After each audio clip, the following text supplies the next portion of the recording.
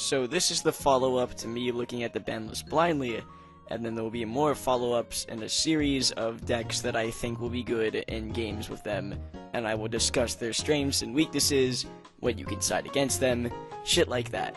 Anyway, I'm going to give a little bit more of extended thoughts to each of these cards today, just because, you know, I think that they deserve to be talked about a little more, because there are a lot of things on here that are quite a huge impact on the format. And of course, starting with the banned cards, we have Dragon Ravine.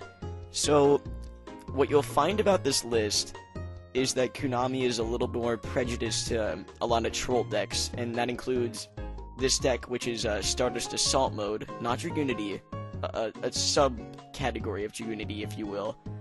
And then, Self-Destruct Button, which is a stupid deck, and Final Countdown, which is the best thing that got hit on this list, in my opinion. But, yeah, this is the reason I think that they banned Dragon Ravine, because why would they want to hurt Dragunity and not Dragon Rollers? They're hitting this because of Dragon Rollers, but I think that they're also doing this for Assault mode, just because that deck is a troll deck. There's not really any surefire way to explain it, but that's what I've got. Return of a Different Dimension. Again, this card is just stupid and unnecessary. I went over this. I think I gave my extended thoughts in the past video because it's so simple. This card just has to go because it's so stupid. Self-Destruct Button, I just said. This card really just forces a draw. It's not really a deck that you could use. Just because it forces a draw, you can't win. You can't really lose. Well, of course you could lose, but there's no surefire way to win. So just get rid of the card, right? Sixth Sense is a stupid card. Don't really need to explain that. It was banned in the OCG for a reason, and I don't know why they gave it to us. All four Dragon Rollers are going to kick off the cards that were put to 1.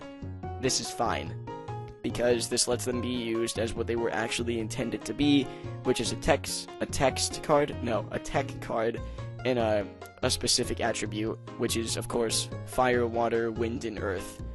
So, that's good, because then they can actually be used the way they wanted to be used, and not a stupid archetype with just absolutely god-awful design. Debris Dragon is put to 1. This card has been put to 2, now it's been back at 1. It was put at 1 again in the past, and now it's at 1 again. So, I mean, it's just a good card. It gave dragons access to Black Rose, and that alone is really good.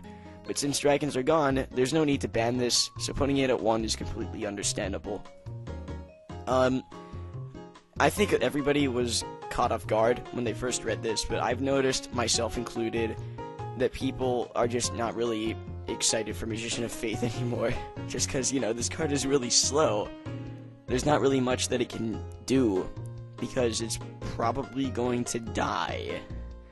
And by that, I mean it will flip up and get a card back, but by then you've probably lost the game, because it's getting flipped up, and you're wasting a turn by wasting your normal summon on a set monster.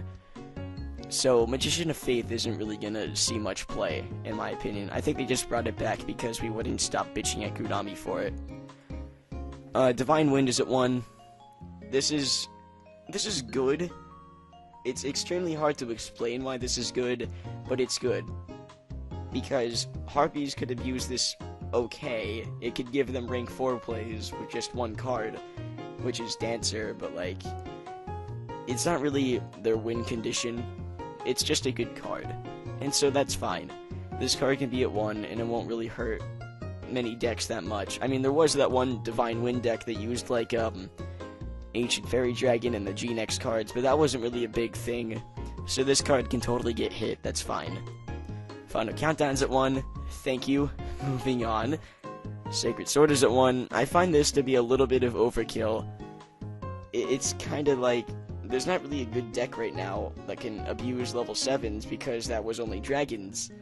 Because, I'm pretty sure, I can't think of it off the top of my head, a good deck coming out right now, or a good deck that we have right now that can really use this. So, I guess putting it to 1 is okay, just because it technically is an Allure of Darkness, or actually, in this sense, it's more of a Cards for Black Feathers, but yeah, it's draw power and it makes you draw 2 cards, so I guess it's understandable.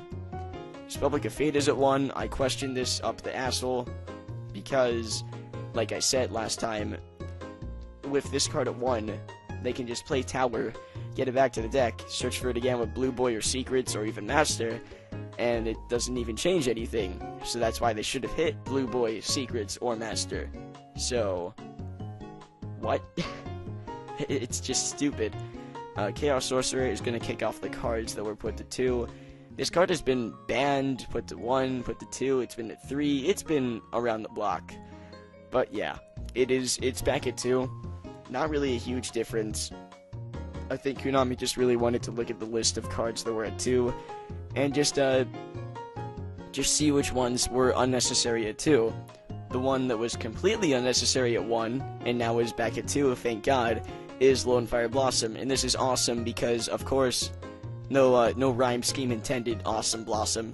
We are getting a new plant archetype in the next set, and so this is pretty cool, because now we get Lone Fire Blossom, and he's going to make the deck a little faster and consistent.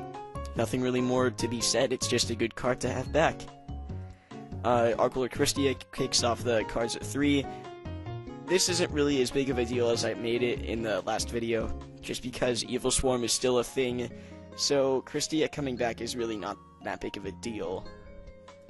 Mizuki's at 3. Again, it's also not much of a big deal, just because, you know, what zombie deck is gonna get off 3 Mizukis in one game? I've never heard of that.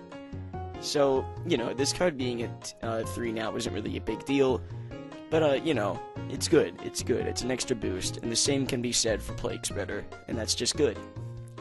TG Striker is back at 1. I mean, not back at 1. No, he's back at 3. Thank you. Thank you so much. TGs are back in full swing now, and that is great. Tour Guide is at 3, and I don't like that.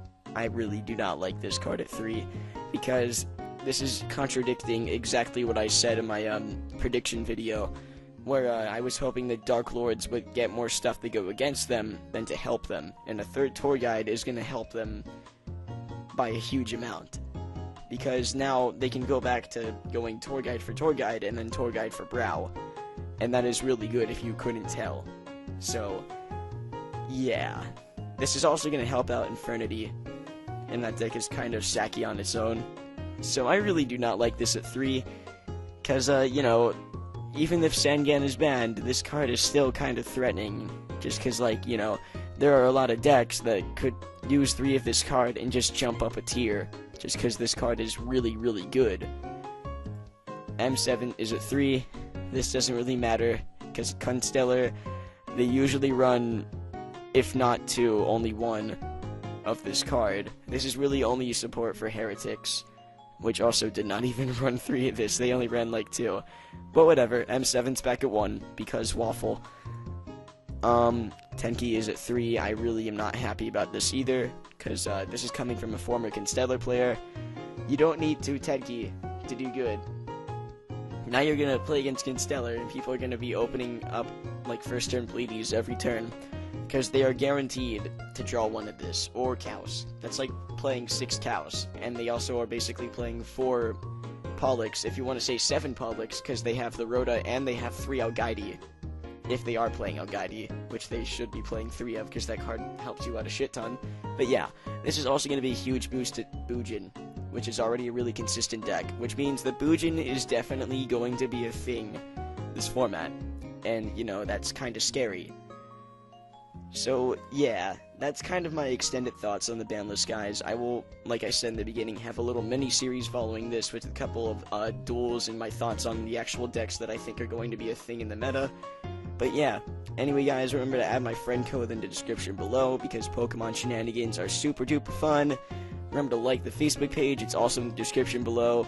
Remember to like the video, comment below, and also subscribe. And you stay classy, YouTube.